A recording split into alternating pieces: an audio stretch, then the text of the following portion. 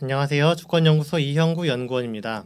오늘 아침 햇살 주제는 유럽입니다. 그동안 세계 질서는 미국이 정점에 서 있는 일극체제로 이루어져 있었죠. 그래서 미국을 중심으로 유럽, 일본 이런 나라들이 연대하고 있는 상황입니다. 유럽은 미국의 핵심적인 동맹이라고 할 수 있죠. 그런데 이런 유럽에서 미국에서 벗어나려는 움직임이 확산되고 있습니다. 유럽이 미국에서 벗어나려 한다는 것은 그만큼 미국의 패권이 무너지고 있다는 소리죠. 그러니까 미국 중심의 일극체제 붕괴가 촉진되고 있다, 이렇게 볼 수 있습니다. 사실 미국과 유럽이 그렇게 동지적인 관계는 아니에요. 동지 관계라는 게 같은 뜻을 가지고 비가 오나 눈이 오나 그 뜻을 이루기 위해서 함께 하겠다는 약간 그런 굳은 관계, 신뢰관계, 이런 관계가 사실은 아니죠. 어떤 관계입니까?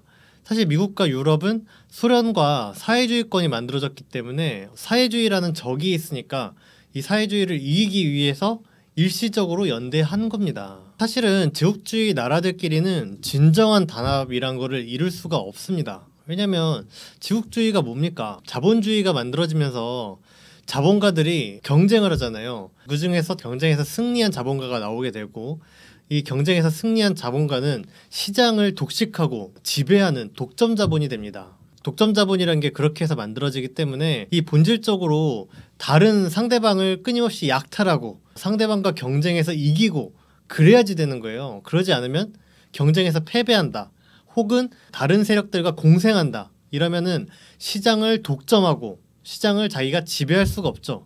그래서 독점 자본, 제국주의 이런 거는 본질적으로 공생 이런 개념이 없습니다.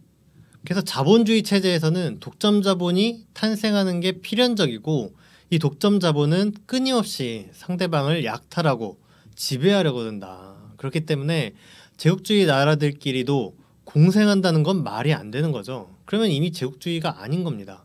지금도 보세요. 미국과 유럽이 마치 자기네들이 자유나 민주주의, 인권 이런 것들을 중요시하고 이런 것들을 실현하려는 집단인 것처럼 이야기를 해요. 아프간을 침략을 해도 탈레반이 여성 인권을 말살하기 때문에 그런 걸 바로잡기 위해서 쳐들어간다, 이런 식으로 하는데, 사실 그거는 다른 나라를 약탈하려는 속셈을 감추려는 포장지인 겁니다.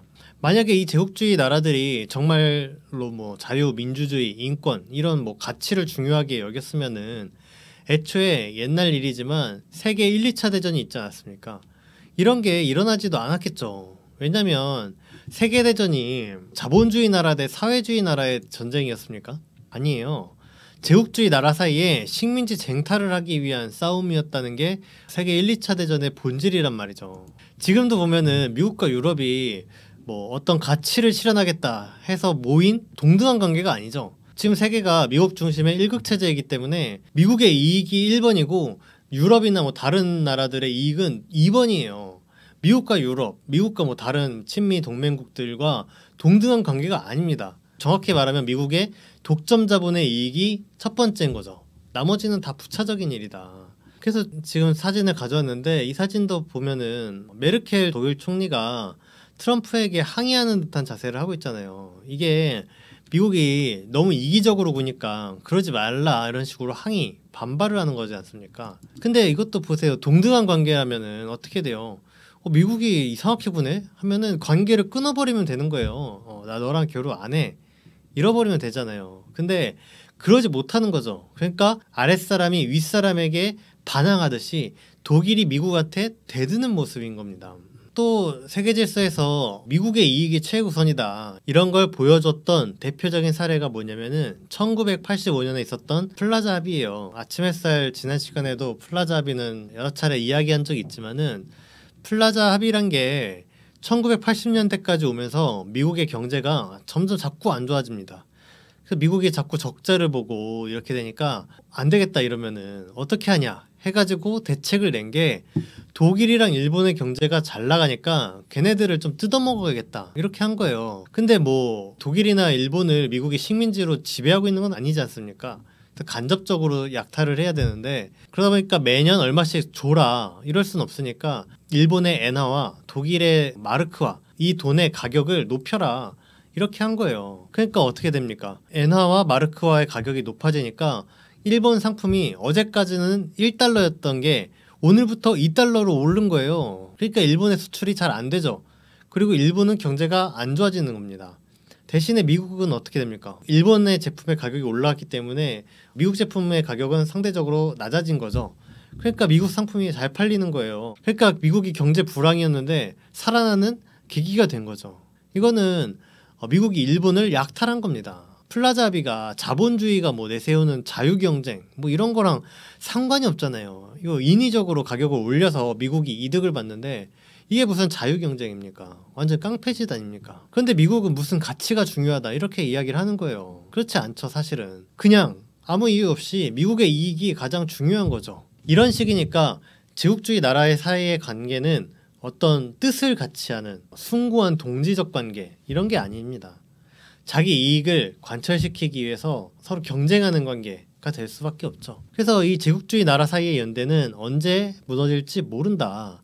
미국과 유럽 사이의 관계도 계속 지금은 우호적인 동맹 관계지만은 계속 지속될 수가 없고 반드시 깨질 수밖에 없다는 겁니다. 그런데 요즘에 보세요. 미국이 어떻습니까? 아프간전에서 탈레반한테 패배하는 일이 벌어지잖아요.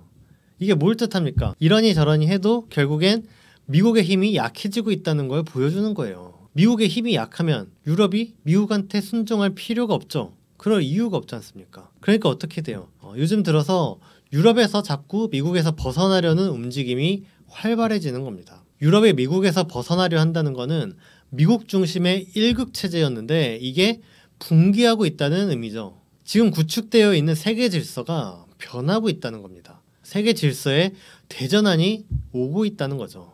그래서 유럽이 미국에서 벗어나려고 하는 사례들 이런 것들을 좀 살펴보려고 해요. 앞으로도 아침 햇살에서 뭐 유럽에서 어떤 일이 있다 이러면은 그때그때 다루겠지만은 이번에 한번 시리즈로 해가지고 쭉 정리를 해보려고 합니다. 그래서 이번 주랑 다음 주까지 진행이 될 것 같습니다. 첫 번째 사례로 살펴볼 거는 독일과 러시아 사이에 연결되는 천연가스관입니다. 첫 번째 사례로 살펴볼 거는 독일입니다. 독일이 러시아랑 해가지고 천연가스관을 연결을 하려고 해요. 이 천연가스관 이름은 노르트 스트림 2예요. 영어식으로는 노드 스트림이라고 있는데 이게 우리나라 같은 경우에는 삼면이 바다고 분단되어 있으니까 천연가스 같은 걸 수입할 때도 가스통으로 배 타고 건너서 사올 수밖에 없죠. 그런데 다른 나라들은 어떻게 하냐? 파이프로 받아와요. 특히 이제 뭐 유럽이나 이런 나라들을 보면은 러시아가 천연가스를 가장 많이 생산하는 나라 중에 하나인데 러시아에서부터 이 가스관을 쭉 이어서 가스를 쏩니다. 그럼 우리나라에서 고압용기에 담아가지고 배로 뭐 싣고 가가지고 뭐 나눠주고 뭐 하는 것보다 쉽고 싸고 빠르겠죠. 그래서 우리나라도 사실은 빨리 통일해서 남북로 가스관을 연결하면 좋다. 이 가스관을 연결하면은 가스비가 4분의 1로 떨어질 수 있다는 거 아닙니까? 이런 것처럼 독일도 러시아랑 가스관을 연결하려는 거예요. 이 가스관 길이가 1,000km가 넘고 공사비가 13조 원이 들었답니다. 그러니까 노르트 스트림 2는 이름에서도 알 수 있지만은 첫 번째 것도 있어요. 노르트 스트림 1이 가스관 2개로 해가지고 돼 있고 노르트 스트림 2가 또 가스관 2개로 해가지고 1, 2 합쳐서 가스관이 4개인 거예요. 이 4개가 모두 가동되면은 독일의 1년치 천연가스는 물론이고 유럽 전역에서 쓰는 천연가스의 총량의 4분의 1을 이 노르트 스트림 1, 2로 들여올 수 있다고 합니다. 그 가스비는 80억 유로나 절감된다 라고 이야기를 해요. 독일도 그렇지만은 유럽 자체가 러시아에 상당히 많은 에너지를 의존하고 있어요. 유럽연합이 쓰는 에너지의 30%가 러시아산이라고 합니다. 석유의 30%, 천연가스의 40%를 러시아에서 들여와요. 독일 같은 경우도 자기네 땅에서 석유나 가스가 안 나옵니다. 그래서 대부분을 수입을 해요. 그러니까 천연가스 수입 이런 게 독일한테는 굉장히 중요한 국정 과제인 거죠. 이 에너지란 게 경제적인 측면도 있지만 안보의 측면도 있어요. 독일도 꼭 노르트 스트림을 연결하기 전에도 사실은 다른 경로로 이미 가스관이 설치되어 있어가지고 그걸 이용해도 됩니다. 근데 이용해도 되는데 문제가 되는 것 중에 하나가 러시아에서 유럽으로 들어오는 가스관 중에 가장 큰 비중을 차지하는 게 우크라이나를 통하는 가스관이에요. 러시아 천연가스의 80%가 우크라이나를 거쳐서 들어왔거든요, 유럽에. 근데 여기서 문제가 뭐냐면 러시아랑 우크라이나 사이에 자꾸 분쟁이 발생하는 거예요. 우크라이나는 소련의 일부였고 지금도 러시아랑 국경을 맞대고 있습니다. 근데 우크라이나 국민들 사이에서는 칠러 성향의 사람들도 있고 발러 성향의 사람도 있어요. 그러니까 우크라이나 정권이 칠러 정권이 들어섰다가 발러 정권이 들어섰다가 이러는 거예요. 근데 러시아랑 워낙 가까우니까 발러 정권이 들어섰다 이러면 러시아랑 대립이 극렬해지는 겁니다. 우크라이나의 발러 정권이 들어서면은 미국이랑 자꾸 가까워지려고 하고 나토도 자꾸 가입하고 싶어 하고 이러거든요. 이러다 보니까 러시아랑 우크라이나 사이에 분쟁이 자꾸 생겨서 2006년이나 2009년 이런 때는 우크라이나랑 러시아랑 가스관 관련해서 가격 협상이 잘 안 돼가지고 러시아가 가스관을 잠궈버리고 이런 일이 생기는 거예요. 우크라이나로 가면은 우크라이나가 통행세를 받았거든요. 그러니까 러시아가 우크라이나랑 가격 협상이 안 됐다 이래가지고 가스관을 잠굽니다.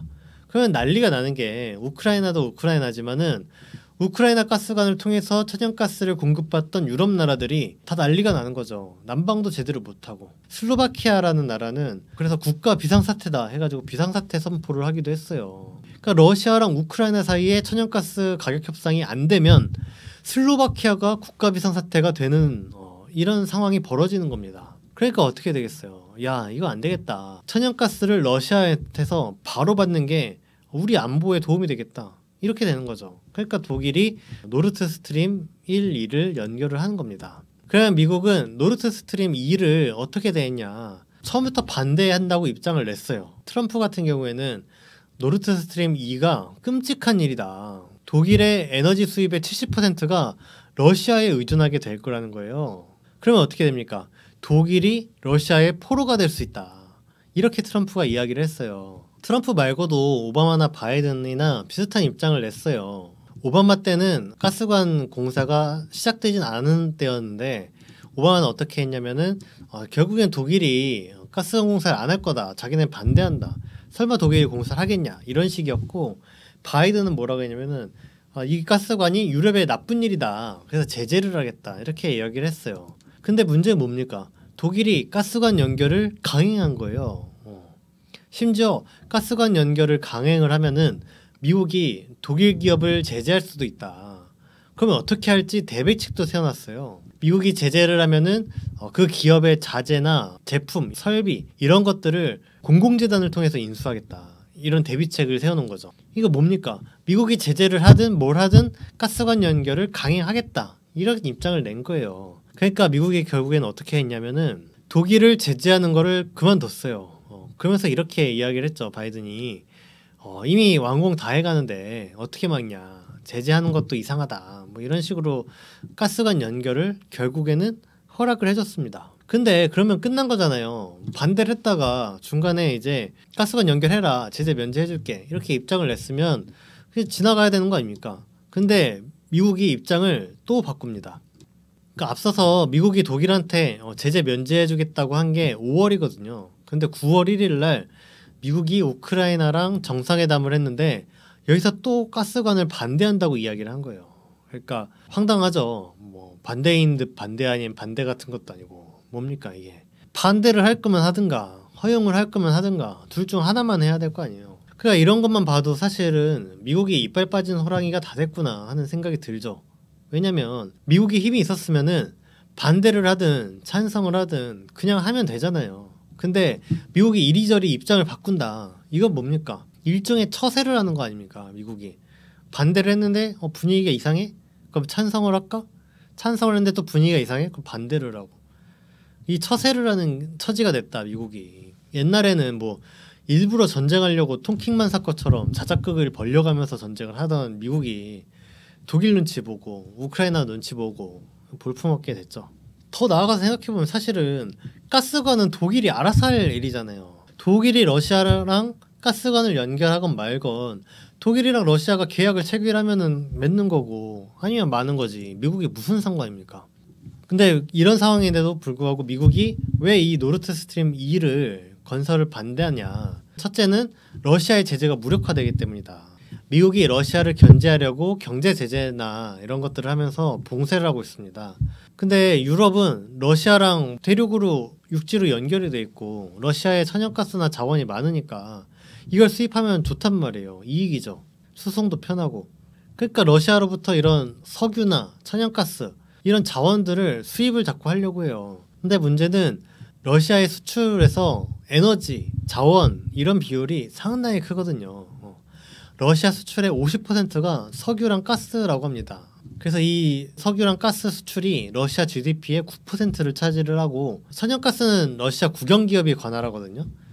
이 천연가스 수입이 러시아 연방 예산 수입으로 들어가는데, 이 천연가스를 수출해서 번 수입이 러시아 연방의 예산의 32%랍니다. 그러니까 러시아 정부의 예산의 상당 부분인 거예요. 32%면은. 이걸 보면 국영기업이 좀 할만한 것 같다 이런 생각이 들어요. 우리도 만약에 나중에 통일이 되면 북한 자원을 개발한다거나 뭐 북한의 석유를 개발한다던가 뭐 철도나 이런 거, 철도는 지금 공기업이 돼 있는데 이런 것들을 국영기업으로 해서 거기서 나오는 소득으로 국민들 세금을 깎아주거나 아니면 기본소득 같은 데 쓰면은 정말 좋겠다 이런 생각이 들더라고요. 하여튼 이렇게 석유랑 천연가스가 러시아 경제에 큰 비중을 차지하니까 미국으로서는 이걸 허용하면은 러시아를 봉쇄한다, 제재한다고 하는데 그게 제대로 안 되는 거예요. 러시아 제재가 불가능해지는 겁니다. 그러니까 미국이 러시아 제재를 하기 위해서 이 노르트스트림 2를 한사코 막으려고 하는 게 있어요. 두 번째는 에너지가 안보 측면에서 굉장히 중요하기 때문에 미국이 반대를 하는 겁니다. 아까 트럼프가 노르트스트림 2가 건설이 되면 독일이 러시아의 포로가 될 수 있다, 뭐 이렇게 말했다고 소개해 드렸었는데, 그 바이든 정부도 토니 블링컨 국무장관이 노르트스트림이 유럽의 에너지 안보를 약화시키려는 러시아의 작전이다, 뭐 이렇게 이야기도 하기도 했어요. 이게 뭐냐면은 이 가스관이 가동이 되면은 에너지 분야에서 유럽이 러시아에게 너무 많이 의존하게 된다는 거예요. 에너지란 게 상당히 중요하지 않습니까? 사회 거의 모든 곳에 쓰여요. 지금 제가 이 강연을 녹화하는 것도 카메라며 뭐 노트북이며 뭐 이런 것들이 다 전기로 씁니다. 그리고 이제 날도 점점 쌀쌀해지고 있는데 난방에도 에너지가 쓰이죠. 자동차 같은 걸 운행할 때도 에너지가 필요합니다. 이런 거 없이 살 수가 없어요. 그래서 에너지 안보라는 말도 있습니다. 세계적으로 이 에너지 안보가 정말 중요하다라는 걸 느끼게 됐던 계기가 있어요. 그게 언제냐면 1, 2차 석유 파동입니다. 이게 하나는 1973년, 4년, 그리고 하나는 1978년부터 뭐 81년 뭐 이렇게 장기간에 걸쳐서 나타났는데, 이게 어떻게 됐냐면은 산유국들이 주로 중동에 있잖아요. 그래서 산유국들이 오펙이라는 기구를 만들어서 석유 생산량을 조절하기도 하고 뭐 그래요. 근데 중동이나 이 산유국 사이에서 여러 정치적인 갈등이나 대립이 일어나곤 하죠. 왜냐면 석유가 너무 중요하니까 미국도 중동에 가서 전쟁을 하고 중동끼리도 뭐 이권 분쟁이 있고 뭐 그렇습니다. 그래서 1차 석유 파동이 일어난 거는 1973년에 중동에서 전쟁이 벌어진 거예요. 근데 이때 서방 국가들이 이스라엘을 지지를 한 거죠. 그러니까 어떻게 됩니까? 이스라엘 반대쪽 산유국들이 이 서방 국가들을 압박하기 위해서 석유 가격을 인상해 버린 거예요. 그렇게 해서 석유 파동이 촉발이 됐습니다. 석유 가격이 오르면 물가가 전반적으로 오릅니다. 석유가 석유 자체로 전력 생산이나 이런 데 쓰이기도 하고 각종 상품의 원자재가 바로 석유이기도 합니다. 우리 옷에 들어가는 합성섬유나 뭐 플라스틱 이런 거 다 석유에서 만드는 거거든요. 그러니까 석유 파동이 일어나니까 물가가 폭등하는 거예요. 그래서 우리나라 같은 경우에는 1974년에 물가 상승률이 25%였다고 합니다. 엄청나죠. 2차 석유 파동은 이란에서 이슬람 혁명이 일어났는데, 이란이 원래 친미 국가였는데 이 혁명을 하면서 반미 국가로 돌아서는 거예요.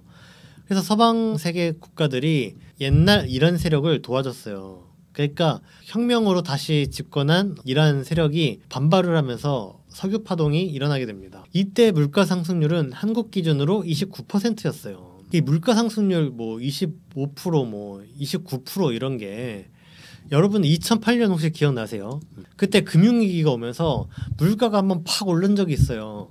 이것도 이제 오래전 이야기가 됐는데 그때 저는 대학생이었거든요. 그때 제가 체감하기로는 갑자기 뭐 아이스크림 가격이 오른다든가 김밥 천국이나 뭐 이런 김밥집 많았지 않습니까? 지금도 많지만 이 가격이 갑자기 올랐거든요. 1,000원, 1,500원 하던 게 갑자기 2,000원, 3,000원 막 이런 식으로 됐던가 뭐 그래요. 그러니까 물가가 상당히 많이 비싸졌다 이런 거를 체감한 적이 있는데 2008년 물가 상승률이 얼마냐면 4.7%입니다. 1973년 물가 상승률은 25%, 2차 파동 때는 29%. 이러니까 엄청나게 폭등을 한 거죠. 그러니까 자고 일어나면 물건값이 달라져 있고 석유값이 올라가 있고 하니까 어떻게 되겠습니까? 이 사재기를 안 할 수가 없죠. 전 세계에서 사재기가 일어나는 거예요. 그리고 또 어떻게 돼요? 기름이 모자르니까 난로도 떼야 되고 자동차도 운행해야 되고 뭐 택시 운전하는 사람은 어떻게 할 거예요? 이 석유를 써야 하는데 없으니까 저렇게 되는 거예요. 이 사진은 한국에서 사진인데 주유소에 기름을 구하려고 기름통을 들고 줄 서 있는 거예요. 한국뿐만 아니라 미국에서도 이렇게 주유소에 줄을 서 있고 그러다가 석유를 못 구하면 어떻게 됩니까? 차를 운행할 수가 없죠. 그러니까 저렇게 길가에다 차 세워놓고 팻말 세워놓는 거예요. 미안하다, 기름이 없다, 이렇게 방치해놓는 거죠. 이건 당시 신문인데 보이시는지 모르겠어요. 뭐 얼핏 보기에 뭐 35% 인상, 뭐 59% 인상, 뭐 이런 식으로 물가가 오르고 있다, 뭐 이런 기사가 나오기도 하고. 이건 당시 명동 사진이라 그래요. 밤인데 불이 없죠. 번화가에 불을 끄게 한 거예요. 석유 부족하다고. 네덜란드나 독일 뭐 이런 유럽 나라들에서는 차를 운행하지 말라고 도로를 통제하기도 했습니다. 차를 운행을 금지를 하고 도로를 통제하니까 어떤 일이 벌어지냐, 저런 식으로 사람들이 마차 타고 다니는 거예요. 우리나라에서는 어선이 돛을 달고 다니고 전기를 아끼려고 바람을 이용하려고 돛을 단 거죠. 그리고 물레방아도 다시 나왔다 그래요. 그리고 유럽에서 도로가 비니까 어떤 사람들은 이렇게 놀러 나오는 거죠. 우리도 뭐 박근혜 촛불이나 뭐 이럴 때 도로에서 집회 많이 해보지 않았습니까? 도로에서 놀면 또 나름 재미가 있어요. 그러니까 어때요? 전 세계에서 이런 여파가 생기는 거예요. 석유값이 오르니까. 그러니까 전 세계가 교훈을 얻은 거죠. 아, 에너지가 이렇게 중요하구나 깨닫게 된 거죠. 그러니까 미국 보세요. 미국도 에너지를 얼마나 중요하게 여깁니까? 미국이 2003년에 이라크를 침략을 했어요. 이라크 전쟁을 일으켰죠. 뭐 대외적으로는 뭐 이라크가 대량 생산 무기를 가지고 있다, 뭐 이런 명분을 내세우는데 뭐 아니지 않습니까? 실제로 쳐들어가 봤을 때도 대량 생산 무기가 없었어요. 이라크 전쟁 하기 전에도 그때 후세인 대통령이 야, 우리 없다, 다 뒤져봐라 이래가지고 다 뒤져봤단 말이에요. 없다는 걸 알고 들어간 거예요. 왜 들어갔냐? 석유 때문이다. 그래서 뭐 미국의 연방준비제도 의장 뭐 이런 사람들도 이라크전은 석유 때문이다 이렇게 이야기를 하고, 영국은 아예 보고서를 냈어요. 석유 때문에 일어난 전쟁이다 이런 보고서까지 냈어요. 그러니까 석유 때문에 전쟁할 정도로 매우 중요하고, 미국 같은 경우에는 달러 패권을 유지하는 수단으로 석유를 이용합니다. 이게 뭐냐면은 처음에 미국이 달러를 세계 공통화폐로 쓰게 할 때는 달러의 가치를 뭘로 보증할 거냐 하니까 달러를 가져오면 언제든 금이랑 바꿔준다 라고 했어요. 그만큼 미국이 재부에 자신이 있다 이거죠. 이러면 어떻게 돼요? 미국이 달러를 얼마큼 찍으면 그만큼 금을 가지고 있어야 되는 거거든요. 근데 경제가 팽창하는데 미국이 세계 경제가 팽창하는 것만큼 달러를 보장해 줄 수가 없으니까 달러를 금으로 바꿔주는 걸 포기해 버립니다. 그러면은 달러를 지금까지 썼는데 금으로 바꿔준다고 해서 달러를 믿고 썼던 건데, 그럼 너네 금으로 안 바꿔줄 거면 뭘로 가치를 보증할 거냐 라는 질문이 생기는 거죠. 그 달러 가치를 보존하게 해줄 수단으로 삼은 것 중에 하나가 석유예요. 석유는 전 세계 나라가 다 쓴다. 매우 중요한 자원이다. 이 석유를 달러로만 사고 팔 수 있게 하면은 달러의 가치가 하락할 일은 없다는 거죠. 그러니까 쉽게 말해서 달러를 가지고 있으면은 석유랑 바꿀 수 있다. 이거랑 같은 말이에요. 뭐 여기에 대해서도 뭐 이야기하려면 할 주제가 여러 개 있지만, 여기서 이야기하려는 거는 그만큼 석유 이런 에너지가 모든 나라에 필수적이고 그만큼 중요해서 달러의 가치를 떠받쳐줄 만큼 대단한 의미를 갖고 있다는 겁니다. 그러니까 미국이 가스관에 예민한 거예요. 에너지 문제에 예민한 겁니다. 유럽이 러시아의 에너지에 너무 의존하게 되면은 어떻게 됩니까? 이러다가 러시아가 뭐라고 하면은 유럽이 꼼짝 못하게 되는 상황에 빠질 수도 있다. 이런 생각을 하게 되겠죠. 유럽이 미국의 말을 안 들을 수도 있겠구나 하는 위기감이 드는 건 거죠. 왜냐면 미국이 뭐라고 해도 유럽 나라들이 러시아를 더 따르게 될 수도 있지 않습니까? 지금도 보세요. 미국이 독일한테 야, 니네 러시아랑 가스관 연결하지 마 라고 했는데 독일이 미국이 뭐라고 하든 나는 러시아랑 가스관 연결해야겠다 이렇게 나오잖아요. 그러니까 독일이 러시아 천연가스에 의존하면 할수록 이런 경향이 더 세지겠죠.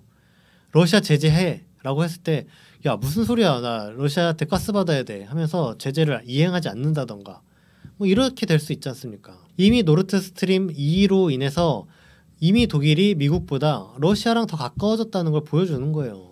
또 지금 크림반도를 두고 지금 미국과 러시아가 갈등을 일으키고 있는데 미국이 만약에 야 크림반도 공격하게 나토 다 모여 이렇게 했어요.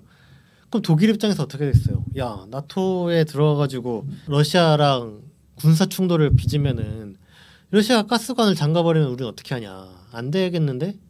내가 왜 그런 위험까지 감수하면서 크림반도 가서 싸워야 되지? 이런 생각이 들어서 파병을 안 할 수도 있겠죠. 이런 것들이 뭐 금방금방 하루 이틀 사이에 일어나는 일은 아니겠지만은 그런 방향으로 가고 있는 중이라는 겁니다. 그래서 노르트 스트림 2가 미국의 우려를 사는 건 거고 노르트 스트림 2가 독일이 미국에서 벗어나서 러시아와 가까워지는 중요한 사건이라고 할 수가 있는 거예요. 다음으로 세 번째 이유는 우크라이나도 상당히 신경 쓰이죠. 그래서 그동안 유럽에 가는 러시아의 천연가스 중에 대다수가 우크라이나를 거쳐서 가니까 우크라이나는 가만히 앉아서 가스관에 통과하는 수수료를 받았어요. 이 수수료로 1년에 30억 달러가 넘게 벌고 있었습니다. 우리나라 돈으로 치면 3조 원이 넘는 거예요.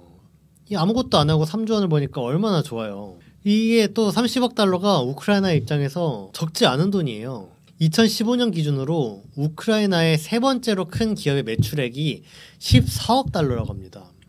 가스관 통관료가 이 세 번째로 큰 기업의 매출액보다 2배 많은 거예요. 그러니까 이 통관료가 어마어마한 수입을 가져다 주는 거죠. 근데 지금 러시아랑 우크라이나 관계가 안 좋잖아요. 러시아가 2014년에 우크라이나의 영토였던 크림반도를 병합하기도 했고 그래서 이제 분쟁이 막 있으니까 우크라이나 입장에서는 노르트 스트림 2가 가동되기 시작하면은 러시아가 우크라이나의 친미 정권을 압박하기 위해서 우크라이나를 거치는 가스관을 폐쇄할 수도 있지 않겠냐. 왜냐면 노르트 스트림 2로 충분히 공급이 가능하기 때문에. 그러면 어떻게 되냐. 이런 관측이 나온단 말이에요. 이게 우크라이나 정부한테는 크림반도보다 가스관 문제가 더 클 수도 있어요. 물론 크림반도를 뺏긴 것도 영토를 뺏긴 거니까 엄청나게 중요한 문제긴 한데 어쨌든 크림반도는 일부 지역의 문제잖아요. 근데 가스관은 우크라이나 전체를 뒤흔드는 문제란 말이에요. 어떻게 됩니까? 가스관이 폐쇄가 돼서 우크라이나 경제가 안 좋아졌어. 그러면은 지금 친미 정권이 들어서 있는데 이 친미 정권이 야 너네 왜 러시아랑 굳이 싸워가지고 가스관도 폐쇄하게 되고 너네 때문에 경제 안 좋아진 거 아니냐. 만약에 이런 식으로 책임론이 일어난다고 쳐보세요. 그럼 정권이 붕괴될 수도 있는 거예요. 그리고 반미 친러 정권이 들어설 수도 있는 거죠. 그러니까 정권의 존립과도 연결될 수 있는 우크라이나 전체 국민의 민생과도 연결될 수 있는 이런 문제다. 이러니까 어때요? 우크라이나가 아주 애가 타는 거죠. 그래서 지금 우크라이나 대통령이 야 우리 좀 빨리 나토에 가입시켜달라 이렇게 애걸복걸하고 있어요. 나토에 가입하면은 나토 국가들이 의무적으로 자기네들을 보호해주지 않겠냐고 생각하는 거거든요. 그러니까 빨리 가입시켜줘 달라라는 거예요. 근데 이게 반대로 말하면 뭡니까? 우크라이나 대통령이 상당히 불안한 거예요. 야 지금 내가 나토에 가입하거나 뭐 이런 거가 없으면은 여차하면 미국이 자기들을 버리고 지켜주지 않을 수도 있겠구나 라고 생각하게 된 겁니다. 그러니까 미국이랑 9월 1일 날 정상회담을 했는데 예정된 시간을 넘겨가면서 미국이랑 열띤 대화를 했다 그래요. 무슨 대화를 했겠냐. 우크라이나 대통령이 자기 좀 지켜달라고 하소연을 한 거죠. 그래서 미국이 독일한테 이미 가스관을 허용하겠다라고 이야기를 했지만은 우크라이나 대통령이 이렇게 하소연을 하고 있으니 반대한다고 이야기를 하지 않았다가는 큰일 날 것 같았던 거죠. 그러니까 가스관을 반대한다는 내용을 넣은 거예요. 왜냐 우크라이나가 결국 미국이 자기를 도와주지 않겠구나 라고 확신하게 되면은 차라리 러시아에 붙어볼 수도 있잖아요. 야 자기 이러다 망하겠다. 러시아랑 잘 보여야 되겠다. 이렇게 될 수도 있어요. 그러니까 미국 입장에서 어떻게 돼요? 우크라이나를 잡아두기 위해서는 가스관을 반대해야만 되는 거죠. 그래서 미국이 가스관을 반대를 하는 건데 문제는 독일이 미국의 압박에도 불구하고 가스관 건설을 강행한다는 거죠. 미국의 압박이 소용없더라는 겁니다. 여기서 더 압박하면은 독일이 친러로 확 돌아서 버리면 어떻게 하지? 이런 걱정이 되니까 아주 곤혹스러운 거예요. 반대할 수도 없고 찬성할 수도 없고 내버려둘 수도 없고. 여기까지 봤을 때 독일이 미국에서 벗어나 러시아랑 가까워지고 있다. 타임이 칠러 독자화 시도를 하고 있다.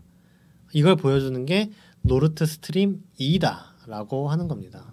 독일이 중요한 게 유럽의 맹주잖아요. 유럽을 이끄는 지도국가입니다. 독일의 행보가 다른 유럽 나라들에게도 큰 영향을 미칠 게 분명하죠. 그러니까 보세요. 독일이 미국 말을 안 들어요. 그리고 막 강행을 해요. 근데 미국이 독일을 어쩌지 못해요. 그럼 어떻게 됩니까? 다른 나라들도 독일을 따라할 수도 있잖아요. 미국이 독일한테 뭐라고 못하니까 다른 나라도 독일이랑 똑같은 행동을 했을 때 미국이 다른 나라들한테도 뭐라고 못하는 거예요. 왜냐면 다른 나라들한테 뭐라고 하게 되면은 독일한테도 뭐라고 하는 꼴이 되잖아요. 독일이 천연가스관을 연결했어. 근데 뭐 다른 나라들도 미국이 제재도 하지 않고 독일이 너무 이득을 많이 보네? 그럼 우리도 가스관 연결할래? 라고 해서 러시아랑 뭐 다른 유럽 국가들이 천연가스관을 연결했다고 만약에 가정을 해보세요. 그럼 미국이 독일한테 뭐라고 못했는데 다른 나라들한테 뭐라고 할 수 있어요? 다른 나라들을 제재할 거면 독일도 제재를 해야 되죠. 그러니까 유럽 전체한테 못하게 되는 꼴인 거죠. 그러니까 독일이 타임이 독자화의 길을 걸으면 유럽 전체가 타임이 독자화의 길을 걷게 된다. 독일의 행보가 유럽 전역에 큰 영향을 미치게 된다는 겁니다. 그래서 오늘 아침 햇살은 여기까지고요. 다음 주에는 유럽의 다른 나라들에서 볼 수 있는 타임이 독자화 움직임의 사례를 살펴보도록 하겠습니다. 지금까지 시청해주셔서 감사합니다.